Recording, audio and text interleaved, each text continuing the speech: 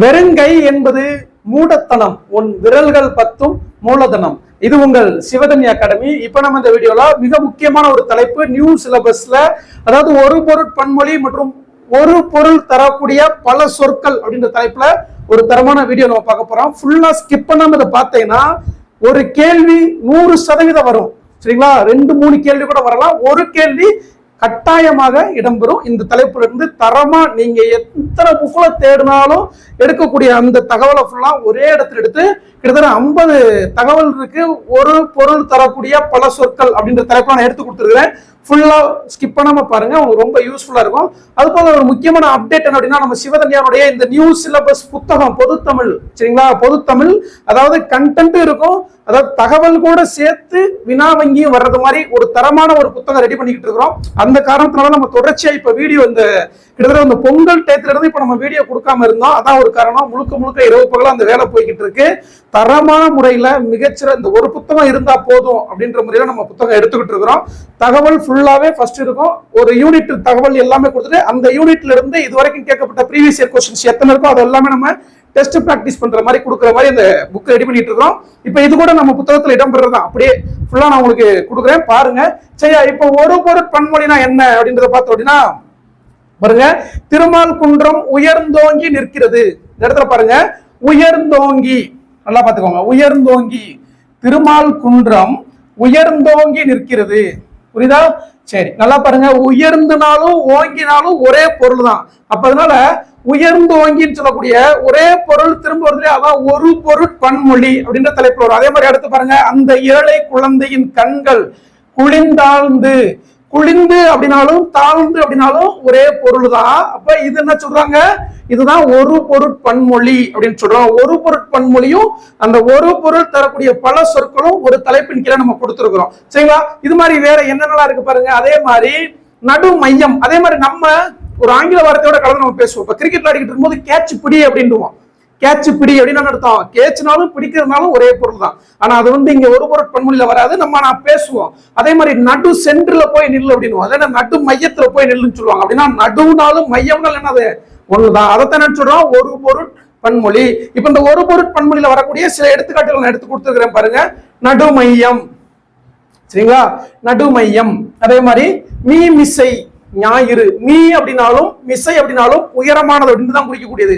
இங்க பாருங்க, நடு மையம். அதே மாதிரி மீ மிசை என்னும் தொடர்களில் நடுப்பகுதி என்னும் ஒரே பொருளை உணர்த்தும் நடு மையம் என்னும் இரு சொற்களும், மேல் பகுதி என்னும் பொருளை தரக்கூடிய மீ மிசை என்னும் சொற்களும், இரு சொற்களும் இணைந்து வந்து ஒரே பொருளை தான் உணர்த்தி உள்ளது. அதனால இதுக்கு பேர் என்ன பேரு? ஒரு பொருட்பன்மொழி. சரிங்களா? அடுத்து பாருங்க, அதுக்கான எடுத்துக்காட்டு நம்ம கொடுத்துருக்கோம். இதே மாதிரி வேற என்னென்ன எடுத்துக்காட்டு இருக்குன்னு பார்த்தோம்னா, காத்தோம்பல், அதாவது காத்தல் அப்படின்னாலும் ஓம்பல் அப்படின்னாலும் என்னது? பேணி பாதுகாத்தல் அப்படின்னு அர்த்தம். அடுத்து பாருங்க, சொற்பதம், சொல் அப்படின்னாலும் பதம் அப்படின்னாலும் ஒண்ணுதான். சொல், பதம், கிளவி, மொழி எல்லாமே எதை குறிக்குது? சொல் என்பதை தான் குறிக்குது. அதனால சொற்பதம் என்பது ஒரு பொருட்பன்மொழி. அடுத்து பார்த்தோம்னா தனி ஒருவன், தனி அப்படின்னாலும் ஒரு தனித்த ஒருவனை தான் குறிக்குது. ஒருவன் அப்படின்னாலும் ஒரே பொருள் தான். அப்ப தனி ஒருவன். அடுத்து ஒல்லையில் விரைந்து அப்படின்னா, ஒல்லையில் அப்படின்னாலும் விரைந்து அப்படின்னாலும் ஒரே பொருள் தான் குறிக்கும், வேகமாக. அடுத்து பாருங்க, கழிப்பெரு, மிகுதியான, கழிப்பெரு. இது மாதிரி எல்லா தகவல்களுமே தரமான முறையில எடுத்து கொஞ்சம் டிலேவாகிட்டு இருக்கு. ஏன்னா தரமான முறையில நம்ம ஸ்டூடெண்ட்ஸ் கொடுக்கணும். ஏற்கனவே லாஸ்ட் இயர்ல நம்ம தமிழால் வெல்லும் சொல்லக்கூடிய அந்த பழைய பேட்டர்ன் படி ஒரு புத்தகம் கொடுத்தோம். கிட்டத்தட்ட 83% கேள்விகள் அந்த புத்தகத்துல வந்துச்சு. நம்ம ஆதாரத்தோட கொடுத்திருந்தோம். அந்த புத்தகம் இப்ப சேஞ்ச் பண்ணனால அதை நம்ம யாருக்கும் கொடுக்கல. இப்ப புது புத்தகமும் தரமான முறையில மாணவர்களுக்கு பயன்படும், ஒவ்வொருத்தரும் வச்சிருக்கக்கூடிய ஒரு பொக்கிஷமா இருக்கணும் அப்படின்றனால மிகச்சிறந்த ஒரு உழைப்பை நான் கொடுத்து எடுத்துக்கிட்டு இருக்கிறோம். சரிங்களா? தேவைப்படக்கூடியவங்க நான் எப்ப ரிலீஸ் ஆகும் நான் சொல்றேன், மிக விரைவில் கிட்டத்தட்ட ஒரு 15 நாட்களுக்குள்ள புத்தகம் உங்க கையில கிடைக்கிற மாதிரி நம்ம ரெடி பண்ணிட்டு இருக்கிறோம். சரிங்களா? தரமான முறையில இருக்கும். அதை பத்தின கூடுதல் அப்டேட்ஸ் நம்ம அடுத்து தொடர்ச்சியா கொடுப்போம். இப்ப பாருங்க, இதே வரிசையில வாடி வதங்கி அப்படின்னா வாட்டம் அப்படின்னு அர்த்தம். வாடினாலும் வதங்கினாலும் வாட்டத்தை தான் குறிக்கும். அடுத்து பாருங்க, இளஞ்சிறு, இளண்டாலும் சிறுனாலும் சிறிய அப்படின்னு குறிக்கும். அடுத்து பாருங்க, பன்னிசை, பண் அப்படின்னாலும் இசை தான், இசை அப்படின்னாலும் ஒரே பொருள் தான். அப்ப பன்னிசை என்பது ஒரு பொருட்பன்மொழி. அடுத்து பாருங்க, தனி ஒருவன் பார்த்துட்டோமா? ஒல்லையில் விரைந்து, கழிப்பெரு அப்படின்னா மிகுதியான. அடுத்தது கன்றிளம் குளவி அப்படின்னா கன்று இளம் குளவினாலும் கன்றுனாலும் இளம் நிலை தான். ஒரு விலங்கினுடைய இளநிலை தானே சொல்றோம், கன்றுன்னு சொல்றோம். குளவி இளம் குளவினாலும் ஒரு இளநிலை தான், அப்ப சிறியவன் அப்படின்னு நம்ம சொல்றோம். அப்ப இது ஒரு பொருட்பன்மொழி. அடுத்து பாருங்க, கோவேந்தன். கோ அப்படின்னாலும் அரசனைத்தான் குறிக்கும், வேந்தன் அப்படின்னாலும் அரசனை தான் குறிக்கும். அப்போ கோவேந்தன் என்பது ஒரு பொருட்பன்மொழி. அடுத்து பாருங்க, மெய் யாக்கை. மெய்னாலும் உடலை தான் குறிக்கும், யாக்கை அப்படின்னாலும் உடலை தான் குறிக்கும். அப்ப மெய் யாக்கை. கவிஞர் வாலி சொல்லுவாரு, மெய் வருத்த, அதாவது திருவள்ளுவர் சொல்லியிருக்காரு, தெய்வத்தான் ஆகாதனின் முயற்சி தன் மெய் வருத்த கூலி தரும் அப்படின்னு திருவள்ளுவர் சொல்லியிருக்கிறாரு. ஆனா அதே கவிஞர் வாலி என்ன சொல்றாருன்னா, மெய்யை மெய்யாக வருத்தினால், நம்முடைய உடலை மெய்யாக உண்மையாகவே நம்ம வருத்தினோம் அப்படின்னா கூலி தரும், அதற்கான பலன் ஒரு நாள் நிச்சயம் கிடைக்கும். அதை கவிஞர் வாலி அழகா சொல்வாரு. மெய்யை மெய்யாக வருத்தினால் ஒரு நாள் அதற்கான பலன் கிடைக்கும். அப்ப மெய் யாக்கை அப்படின்னாலும் மெய்னாலும் உடல்னாலும் என்னது ஒரே மீனிங் தான். சரியா? ஓகே. அடுத்துதான் ரொம்ப ரொம்ப முக்கியம், இதுக்குள்ள இருந்து கம்பல்சரி ஒரு கேள்வி இருக்கும். நீங்க எங்கெங்க இருக்குதோ அத்தனை ஒரே இடத்துல அழகா கொண்டு வந்து நான் கொடுத்துருக்கிறேன். நீங்க ஹிண்ட்ஸ் எடுத்துக்கோங்க. மிக விரைவில் நம்ம புத்தகமாவே கொடுக்குறோம், தேவைப்படக்கூடியவங்க புத்தகமா வாங்கிக்கலாம். இதெல்லாம் தரமான தகவல்கள். சரியா? இப்ப பாருங்க, ஒரு பொருள் தரும் பல சொற்கள், ஒரு பொருள் தரக்கூடிய பல சொற்கள் அப்படின்ற தலைப்புல மிக முக்கியமான தலைப்பு. எங்கேயுமே தேட வேணாம், இந்த ஒரு வீடியோவை முழுசா ஸ்கிப் பண்ணாம பார்த்துட்டு போங்க. ஒரு கேள்வி வரலன்னு நீ கேட்கலாம், உறுதியா நான் சொல்றேன். சரியா? ஓகே. அடுத்து பாருங்க, அதுல என்ன கொடுத்துருக்காங்க பாருங்க, யானை. பாத்தீங்கன்னா யானை என்பதை குறிக்கக்கூடிய பிற சொற்கள் என்னன்னு பாருங்க, கயம். ஜூம் பண்ணி கூட காட்டுறேன் உங்களுக்கு நல்லா. சரிங்களா? பாத்துக்கோங்க, தரமான ஒரு தொகுப்பு நான் கொடுத்திருக்கிறேன். யானை என்பதை குறிக்கக்கூடிய பிற சொற்கள் கயம், வேளம், களிறு, பிளிறு, கலப்பம், மாதங்கம், கைமா, வாரணம், அஞ்சனவாதி, அத்தி, அத்தினி, அரசுவா, அல்லியன், அனுபமை, ஆணை, இபம், ரதி, குஞ்சரம், வல்விலங்கு, கரி, அஞ்சனம், ஐராவதம். இத்தனை சொல்லும் எதை மட்டும்தான் குறிக்கும்? யானையை குறிக்கும். திரும்ப சொல்றேன் பாருங்க, கயம், வேளம், களிறு, பிளிறு, கலபம், மாதங்கம், கைமா, வாரணம், அஞ்சனவாதி, அத்தி, அத்தினி, அரசுவா, அல்லியன், அனுபமை, ஆணை, இபம், ரதி, குஞ்சரம், வல்விலங்கு, கரி, அஞ்சனம், ஐராவதம். இது எங்க இருக்கு? 11th ஸ்டாண்டர்ட் புத்தகத்திலிருந்து நான் எடுத்து கொடுத்திருக்கிறேன். சரிங்களா?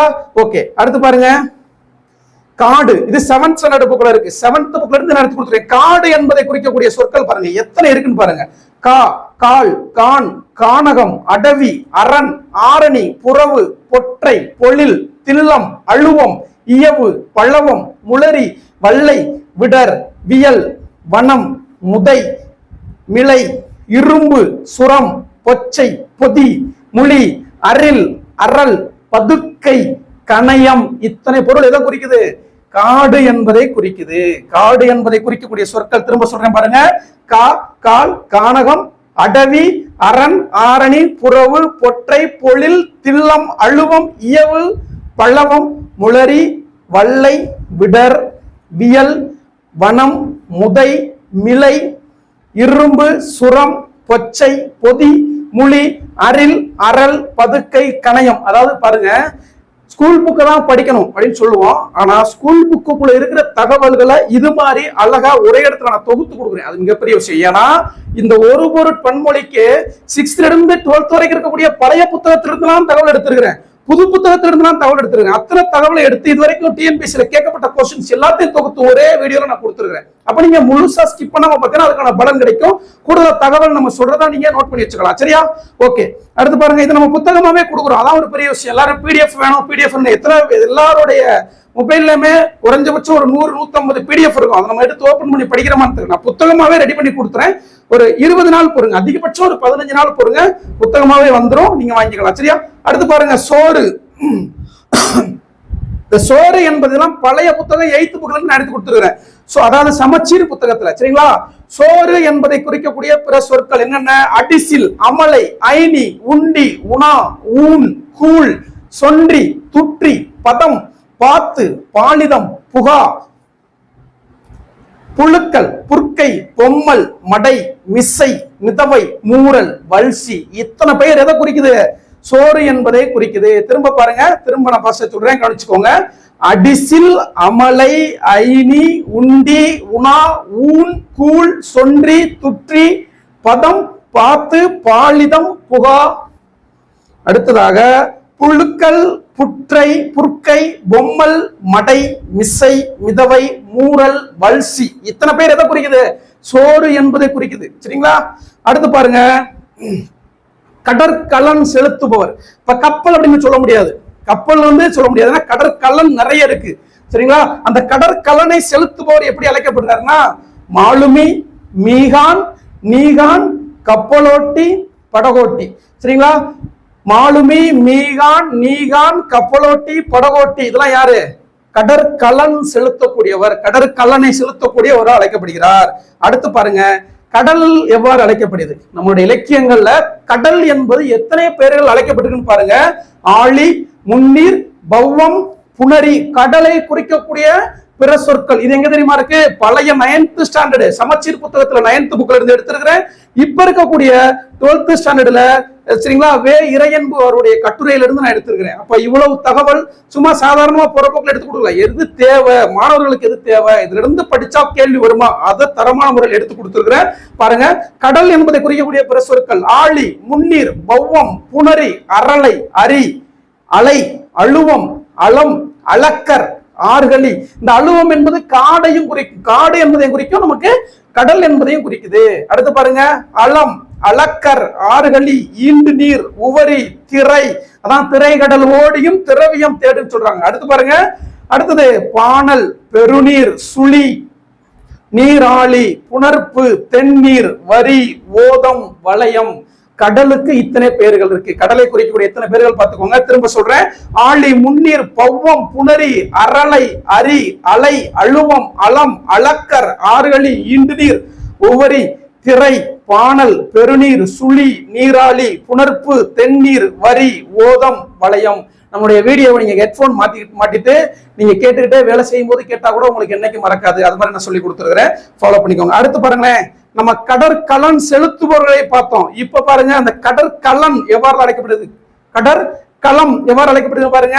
தோணி, ஓடம், படகு, புனை, மிதவை, தெப்பம், பரி, திமிழ், களம், வங்கம், நாவாய், அம்பி, கப்பல், கட்டுமரம். இத்தனை பேர்கள்ல கடற்கலன் இது ஃபுல்லாக நம்ம கப்பல் அப்படின்னு சொல்லிட முடியாது.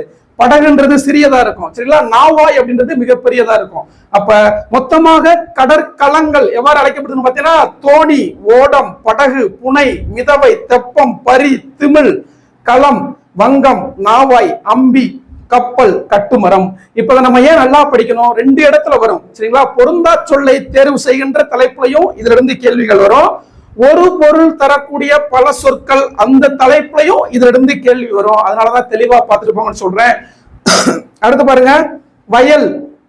வயல் என்பதை குறிக்கக்கூடிய பல சொற்கள் என்னன்னு பாருங்க. வயல் என்பதை செய், அதான் நன்செய், புன்செய் அப்படின்னு சொல்லுவோம். இந்த செய் அப்படின்றது தான் நன்செய், புன்செய் அப்படின்னு நம்ம சொல்றோம், சரிங்களா? அடுத்து பாருங்க, செய், செரு, பலனம், களனி அப்படின்னு சொல்றோம், சரிங்களா? வயலை குறிக்கக்கூடிய பிற சொற்கள் என்னென்ன? செய், செரு, பலனம், களனி அப்படின்னு சொல்றோம். அல்லல் பலனத்து மூதூர் வயவேந்தே அப்படின்னு சொல்றாங்க, சரியா? ஓகே. அடுத்து பாருங்க, காளை மாடுகளுடைய பெயர்கள், காளை மாடுகளை குறிக்கக்கூடிய பிற சொற்கள். வெயிட் கவனிங்க. ஓகே, காளை மாடுகளை குறிக்கக்கூடிய அதே மாதிரி காளை மாடுகள் பல வகையான மாடுகள் இருந்ததாக திருமலை முருகன் பல்லு அந்த இலக்கியம் சொல்லுது. காளை மாடுகள் என்னென்ன பேர்ல இருந்துச்சுன்னு பாருங்க, கண்டிப்பா தான் கேட்பாங்க. நான் 11th ஸ்டாண்டர்ட் எடுத்து கொடுத்துருக்கிறேன். காரி, அதான் காளை மாடு. காளை மாடு நமக்கு ஒரே ஒண்ணுதான் தெரியும், ஆனா காளை மாட்டுல எத்தனை வகைகள் இருந்துருக்குன்னு பாருங்க. அப்படியே திருமலை முருகன் பல்லு சொல்லுது. காரி, தொந்தி காளை, மால் காளை, மறை காளை, மயிலை காளை, மேலை காளை, செம்மறையான், கருமறையான், இதெல்லாமே எதனுடைய பெயர்கள்? காளை மாட்டினுடைய பெயர்கள். திரும்ப பாருங்க, காரி, தொந்தி காளை, மால் காளை, மறை காளை, மயிலை காளை, மேலை காளை, செம்மறையான், கருமறையான், இதெல்லாமே காளை மாட்டை குறிக்கக்கூடிய பிற சொற்கள். அடுத்து பாருங்க, காளை மாட்டினுடைய வகைகள் அப்படின்னு சொல்லலாம். பிற சொற்கள் கிடையாது, காளை மாட்டினுடைய வகைகள். அடுத்து பாருங்களே, இதே திருமலை முருகன் பல்லு உழவு கருவிகள் எத்தனை இருக்குன்னு சொல்றாங்க. உழவு கருவிகளின் வகைகளை சொல்லுது திருமலை முருகன் பல்லு. அந்த உழவு கருவிகள் என்னன்னா உழவு கருவிகள், சரியா? கலப்பை, நுகம், பூட்டு, வல்லக்கை, உலக்கோல், கொழு, கொழுனா அந்த நிலத்தை உழக்கூடியது, அதான் கொழு, கயமரம், மண்வெட்டி, வடம், மேலி. மேலின்னு என்னது? கலப்பைக்கு இன்னொரு பேர் தான் மேலி. மேலி பிடிக்கும் கை மேல்வேந்தர் நோக்கும் கை அப்படின்னு கம்பராமாயணத்துல கம்பர் சொல்றாரு சரிங்களா. மேலி என்பது என்னது? கலப்பையை குறிக்குது. அப்ப திருமலை முருகன் பல்லு குறிப்பிடக்கூடிய உழவு கருவிகள் இது எல்லாமே கலப்பை, நுகம், பூட்டு, வல்லைக்கை, உலக்கோல், கொழு, கயமரம், மண்வெட்டி, வடம், மேலி. அடுத்து பாருங்க, இதே திருமலை முருகன் பல்லு நிறைய வகையான நெல் வகைகளை சொல்லுது. தரமான ஒரு பாருங்க, அந்த திருமலை முருகன் பல்லு குறிப்பிடக்கூடிய நெல் வகைகள் எத்தனை இருந்திருக்குன்னு பாருங்க. சீரக சம்பா, சீதா போகம், ரங்க சம்பா, மணல்வாரி, அதிக்கிராதி, முத்து வெள்ளை, புழுவிச்சம்பா, சொரிக்குறும்பை, புத்தன்வாரி, சிறை மீட்டான், கார்நெல், அரிய நாயகன், கருஞ்சூரை, பூம்பாலை, குற்றாலன், பார்க்கடுக்கன், கற்பூரப்பாலை. பாருங்க நெல் வகைகள் எத்தனை இருந்திருக்கு சரிங்களா. கருஞ்சூரை, பூம்பாலை, குற்றாலன், பார்க்கடுக்கன், கற்பூரப்பாலை, காடை கழுத்தன், மிளகு சம்பா, பனைமுகத்தான். திரும்ப பாருங்க நெல் வகைகள் சரிங்களா. திருமலை முருகன் பல்லு குறிப்பிடக்கூடிய நெல் வகைகள் சீரக சம்பா, சீதபோகம், ரங்கச்சம்பா, மணல்வாரி, அதிக்கிராதி, முத்து வெள்ளை, புழுகு சம்பா, சொரிக்குறும்பை, புத்தன்வாரி, சிறை மீட்டான், கார்னல், அரிய நாயகன், கருஞ்சூரை, பூம்பாலை, குற்றாலன், பார்க்கடுக்கன், கற்பூரப்பாலை, காடை கழுத்தன், மிளகு சம்பா, பனைமுகத்தான். இத்தனை பெயர் எதை குறிக்குது? நெல் வகைகள். திருமலை முருகன் பல்லு குறிப்பிடக்கூடிய நெல் வகைகள் சரிங்களா. அடுத்து பாருங்க, தாவர இந்த இப்ப நம்ம பேசக்கூடிய ஒரு 10 தலைப்பு இருக்கும். இதுல இருந்து 100% ஒரு கேள்வி வந்து இதுல இருந்து ரொம்ப முக்கியம் சரிங்களா. நம்ம இப்ப இதுக்கு முன்னாடி நடந்த இந்த தமிழ் தகுதி தேர்வு மற்றும் நியமன தகுதி மற்றும் ஸ்கோரிங் பேப்பர்ல இதுல இருந்து தான் கேள்வி வருது. பல பொருள் தரக்கூடிய ஒரு சொற்கள் நல்லா கவனிங்க. தாவரத்தின் அடிப்பகுதி எப்படி அழைக்கப்படுது வேற பேர்கள்ல? ஏற்கனவே இதை பத்தி தெளிவா ஒரு வீடியோ கொடுத்துருக்கேன். தாள்னா என்ன, தண்டுனா என்ன, கோல்னா என்ன, தூருனா என்ன, தட்டுனா என்ன, தட்டைனா என்ன, களினா என்ன, கலைனா என்ன, அடினா நான் சொல்லி இருக்கிறேன்.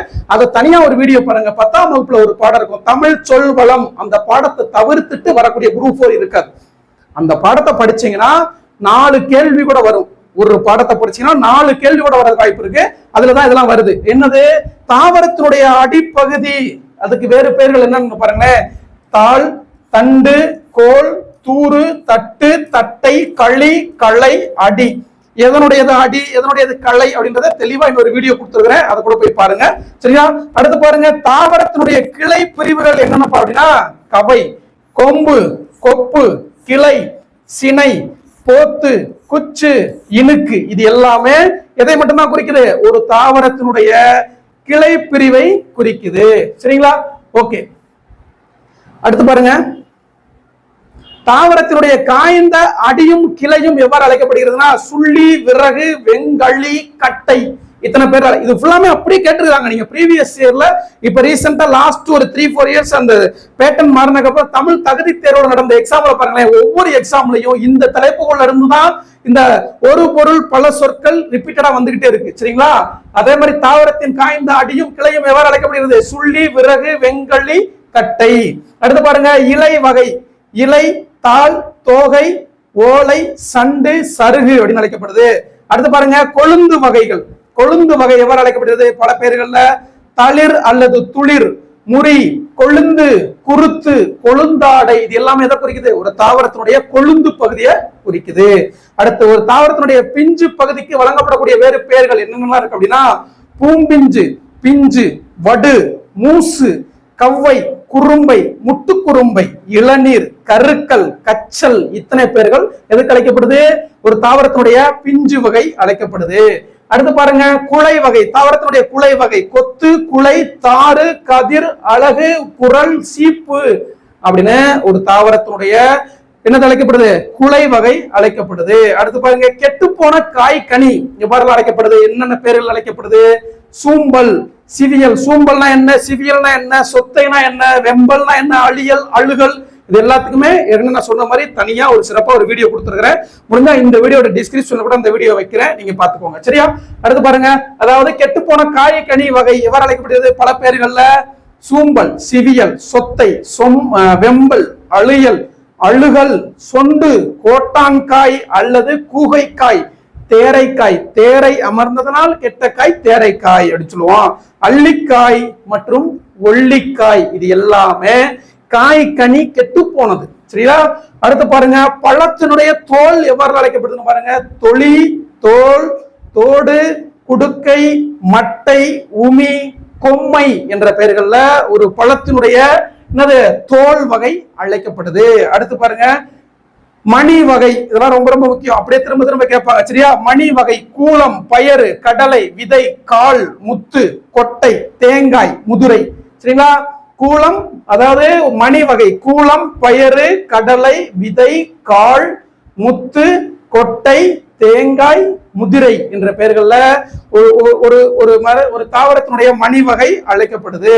அடுத்து பாருங்க, இளம் பயிர் வகை என்னென்ன பெயர்கள் அழைக்கப்படுது அப்படின்னா நாற்று, கன்று, குருத்து, பிள்ளை, குட்டி, மடலி, விடலி, பைங்கூழ் என்ற பெயர்கள்ல ஒரு தாவரத்தினுடைய இளநிலை இளம் பயிர் வகை அழைக்கப்படுது. அடுத்து பாருங்க, மேகம். இதுதான் பாத்தீங்கன்னா 21 வரைக்கும் நல்லா நீங்க பார்க்கணும். அதாவது இந்த பாயிண்ட்ல 11 இருந்து 21 வரைக்கும் கிட்டத்தட்ட ஒரு 10 தலைப்பு கொடுத்துருக்கிறேன். அந்த 21 வரைக்கும் நல்லா பார்த்துட்டு போயிருங்க. கம்பல்சரி ஒரு கொஸ்டின் வந்துடும். திரும்ப கூட ரீகால் பண்ணி பார்த்துக்கோங்க. சரியா? அடுத்து பாருங்க, 21க்கு அப்புறம் என்ன கொடுத்துருக்காங்கன்னா மேகம். மேகம் என்பதை குறிக்கக்கூடிய பிற சொற்கள், பல சொற்கள் என்னென்ன சார் அப்படின்னா முகில், முகில்னாலும் மேகம் தான்.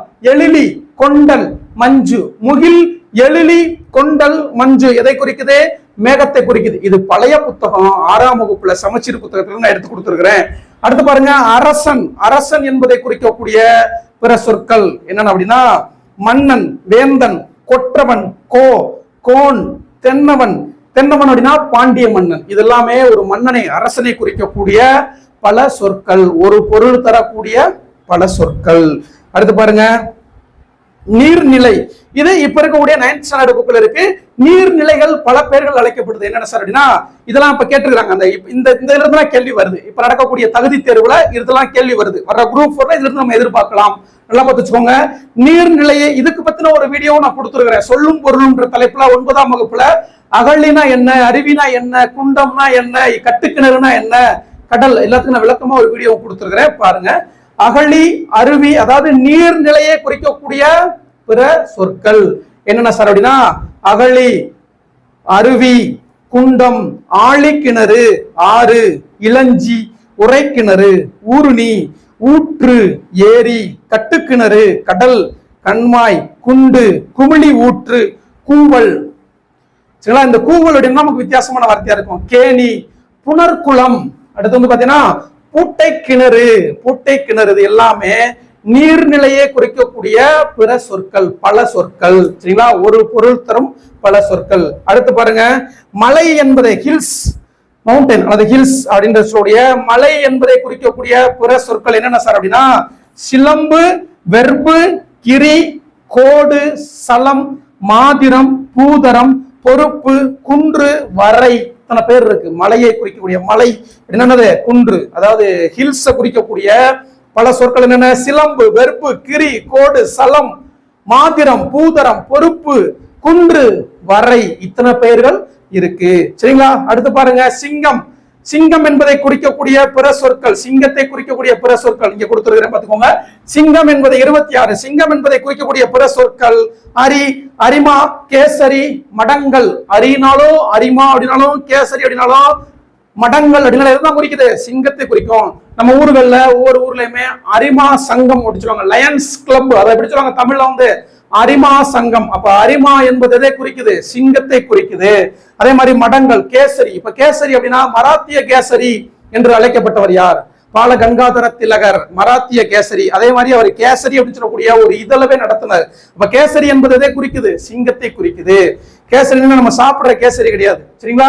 ஓகே. அடுத்து பாருங்க, ஓவியம் என்பதை குறிக்கக்கூடிய பிற சொற்கள் ஓவு, ஓவியம், ஓவம், சித்திரம், படம், படாம், பட்டிகை செய்தி.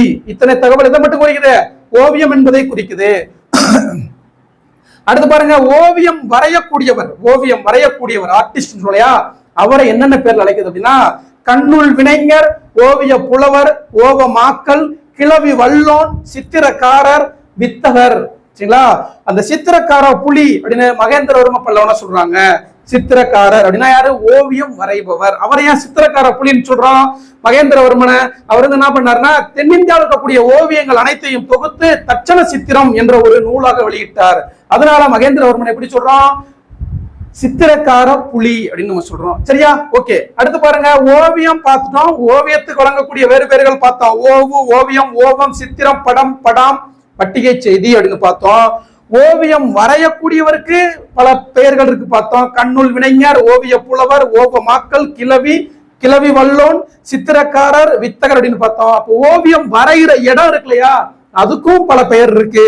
என்னன்னு பாத்தீங்கன்னா எழுதெழில் மண்டபம், எழுதெழில் அம்பலம், எழுதெழில் எழில் அப்படின்னு அர்த்தம். எழுதெழில் அம்பலம், எழுத்து நிலை மண்டபம், சித்திர அம்பலம், சித்திர மாடம். சித்திர மாடம் அப்படின்னா ஓவியம் வரையக்கூடிய இடம்.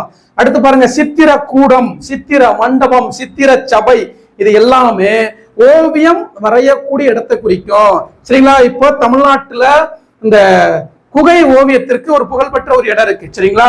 அது எந்த மாவட்டம் அப்படின்றத நீங்க சொல்லலாம். நானே கூட கொஞ்ச நேரம் சொல்றேன். அதெல்லாம் பாத்தீங்கன்னா சித்தன்னவாசல் குகை ஓவியம் எந்த மாவட்டத்துல இருக்கு அப்படின்றத, சித்தன்னவாசல் குகை ஓவியம் எந்த மாவட்டம்ன்றத நீங்க கமெண்ட்ல சொல்லுங்க. சரியா? ஓகே, அடுத்து பாருங்க, சித்திர குடும்பத்தினமா காற்று. காற்று என்பது இது தரமான கேள்வி. இப்ப ரீசெண்டா இதுல இருந்து கேள்விகள் வந்துகிட்டே இருக்கு. சரிங்களா?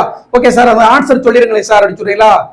சித்தன்னவாசல் ஓவியம், சித்தன்னவாசல் ஓவியம் எங்க இருக்குன்னா புதுக்கோட்டை மாவட்டத்துல இருக்கு. சரிங்களா? புதுக்கோட்டை மாவட்டத்துல தான் சித்தன்னவாசல் ஓவியம் இருக்கு. அடுத்து ரொம்ப முக்கியம், காற்று என்பதை குறிக்கக்கூடிய பல சொற்கள் என்ன அப்படின்னா, காற்றுனா வங்கூல் அப்படின்னு அழைக்கப்படுது. வங்கூல், வலி, தென்றல், வாயு, புயல், மந்த மாருத சீதம்.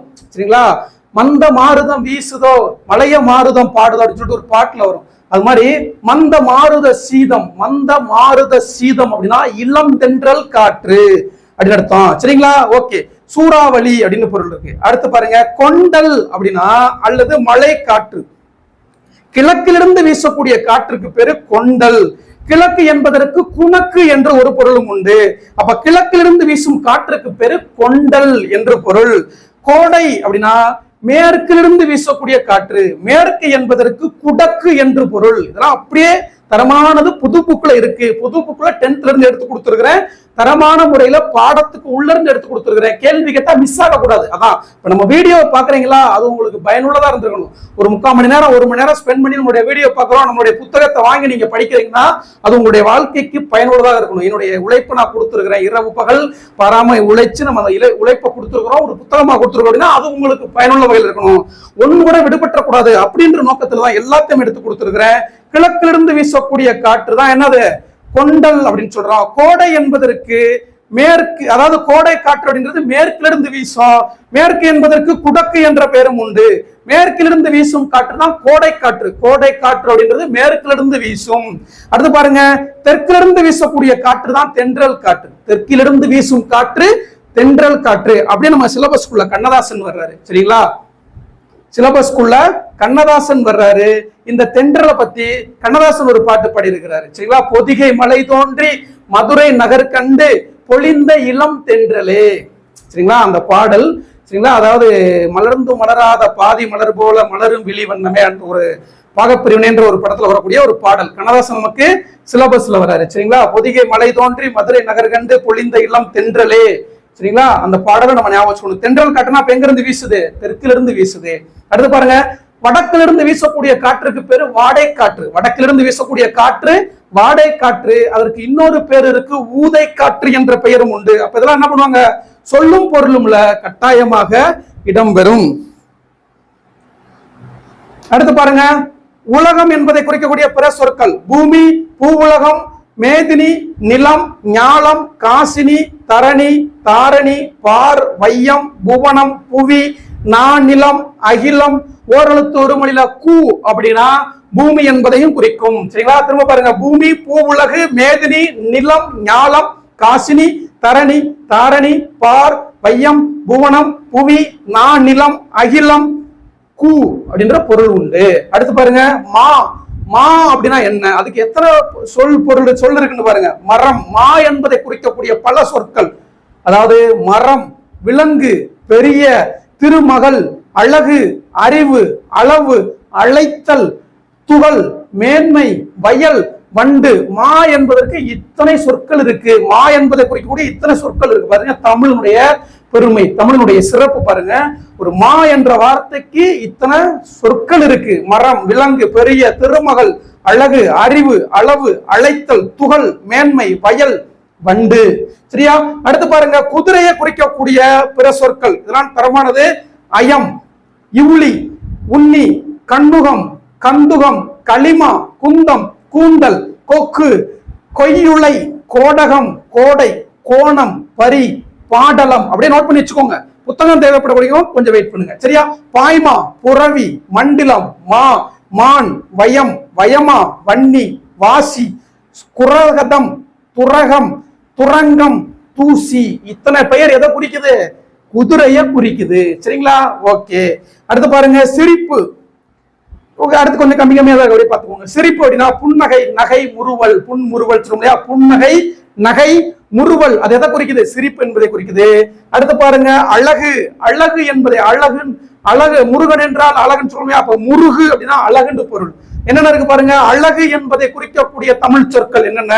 பொலிவு, எழில், வனப்பு, கவின், முருகு, அணி, வடிவு. வடிவுனா அழகுன்னு அர்த்தம். சரிங்களா? ஓகே. அடுத்து பாருங்க இரக்கம் என்பதை குறிக்கக்கூடிய, இதெல்லாம் ப்ரீவியஸ் இயர் கொஸ்டின். அருள், பரிவு, கருணை. இரக்கம் என்பதை குறிக்கக்கூடிய பல சொற்கள். அடுத்து பாருங்க கிளியே, கிளி என்பதை குறிக்கக்கூடிய கிளி, பேரட் என்பதை குறிக்கக்கூடிய பிற சொற்கள். தத்தை, சுகம், கிள்ளை.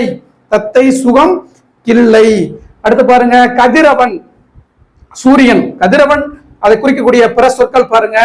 ஆதவன், பகலவன், ஞாயிறு, ரவி, வெய்யோன், பருதி, அருக்கன். இத்தனை பெயர் எதை குறிக்குது? சூரியன் என்பதை, அதாவது கதிரவன் என்பதை குறிக்கக்கூடிய பிற சொற்கள். தலை அப்படின்னா சிரசு, சிரம், உச்சின்னு சொல்றாங்க. சிரசு, சிரம், உச்சி என்பது தலையை குறிக்கக்கூடிய பிற சொற்கள். தூக்கம். தூக்கத்துக்கு நம்ம பிற சொற்கள் என்னென்ன இருக்கு பாருங்க. துயில் கொள்ளுதல், உறக்கம் கொள்ளுதல், துஞ்சுதல், நித்திரை கொண்டார் அப்படிலாம் சொல்றோம் இல்லையா? அப்ப தூக்கம் என்பதை குறிக்கக்கூடிய பிற சொற்கள் துயில், உறக்கம், துஞ்சல், நித்திரை. அடுத்து பாருங்க நிலவு. நிலவு என்பதை குறிக்கக்கூடிய பிற சொற்கள் நிறைய இருக்கு. திங்கள், சந்திரன், மதி, இந்து, பிறை, அம்புலி. திங்கள், சந்திரன், பிறை, அம்புலி, என்னது இந்து. இதெல்லாமே எதை குறிக்குது? நிலா என்பதை குறிக்கக்கூடிய பிற சொற்கள். சரிங்களா? ஓகே. அடுத்து பாருங்க உண்மை, மெய், வாய்மை, சத்தியம், தர்மம் அப்படிங்கக்கூடிய வார்த்தைகள் அந்த சொற்களை எதை குறிக்குது? உண்மையை குறிக்குது. அடுத்து பாருங்க பேசு என்பதை குறிக்குது. இதெல்லாம் ப்ரீவியஸ் இயர் கொஸ்டின். பேசு அல்லது சொல்லுதல் என்பதை குறிக்கக்கூடிய பிற சொற்கள். கூறு, விளம்பு, மொழி, உரை, செப்புதல் என்ற இத்தனை பெயர்கள் இந்த சொற்கள் உண்டு. அடுத்து பாருங்க மிகுதி என்பதை, மிகுதி அப்படி சொல்றோம் இல்லையா? இது பிறமொழி சொற்கள்ல சாஸ்தின்னு வரும். சாஸ்தினா மிகுதி. அப்ப மிகுதி என்பதை குறிக்கக்கூடிய தமிழ் சொற்கள். சால, தவ, நனி, கூர், களி. உரி சொற்கள் சொல்றோம் இல்லையா? சால, தவ, நனி, கூர், களி. இதெல்லாம் எதை குறிக்குது? மிகுதியானவை என்பதை குறிக்கக்கூடிய சொற்கள். சரிங்களா? அடுத்து பாருங்க சினம். சினம் என்பது கோபம், சீற்றம், காய்தல், முனிதல் என்ற சொற்கள் சினம் என்பதை குறிக்குது. அடுத்து பாருங்க மலை குகை, பிளம், முளை அப்படி சொல்லக்கூடிய சொற்கள் எதை குறிக்குது? மலை குகையே குறிக்குது. அடுத்து பாருங்க கடி அப்படின்னா விரைவாக, காவல் காத்தல் அப்படின்ற ஒரு பொருளும் உண்டு. அடுத்து பாருங்க குழந்தை. குழந்தையை குறிக்கக்கூடிய பிற சொற்கள் நிறைய சொற்கள் இருக்கு, பல சொற்கள் இருக்கு. பிள்ளை, குளவி, மகவு, சேய், சிசு, மழலை, சிறார், சிறுவர், சிறுமி. இத்தனை சொற்கள் எதை குறிக்குது? குழந்தை என்பதை குறிக்குது. அடுத்து பாருங்க தன்மை, அதாவது தன்மை. இந்த தன்மைன்ற வார்த்தை இருந்துச்சுன்னா குளிர்ச்சி அப்படின்ற குறிக்கும். அதான் தர்பூசணி. தர்பூசணி எப்படி பிரித்தல் அப்படின்னா தன் 3 சுழியின் இந்த எண் இருக்கணும். தன் கூட்டல் பூசணி அப்படிதான் பிரிக்கணும். தன் அப்படின்னாலே குளிர்ச்சி அப்படின்னு அர்த்தம். அதனாலதான் தன் பொருணை அப்படின்றோம். தாமிரபரணி எப்படி அழைக்கப்படுது? தன் பொருணை. தன் அப்படின்னா குளிர்ச்சியான பொருணை அப்படின்னு அர்த்தம். அப்ப தன் என்பதை குறிக்கக்கூடிய சொற்கள் என்னென்ன? அதாவது குளிர்ச்சி, சாந்தம், மென்மை இதெல்லாமே தன் என்பதை குறிக்குது. அடுத்து பாருங்க பெண். பெண் என்பதை குறிக்கக்கூடிய பிற சொற்கள், அதாவது பெண்ணினுடைய 7 பருவங்கள் சொல்லுவாங்க. பேதை, பெதும்பை, மங்கை, மடந்தை, அறிவை, தெரிவை, பேரிளம் பெண். இதெல்லாமே யாரை குறிக்குது? பெண்ணினுடைய 7 பருவங்கள். பெண்ணிற்கு 7 பருவங்கள் உண்டு, பூக்களுக்கு 7 பருவங்கள் உண்டு, ஆணுக்கு 7, பருவங்கள் உண்டு.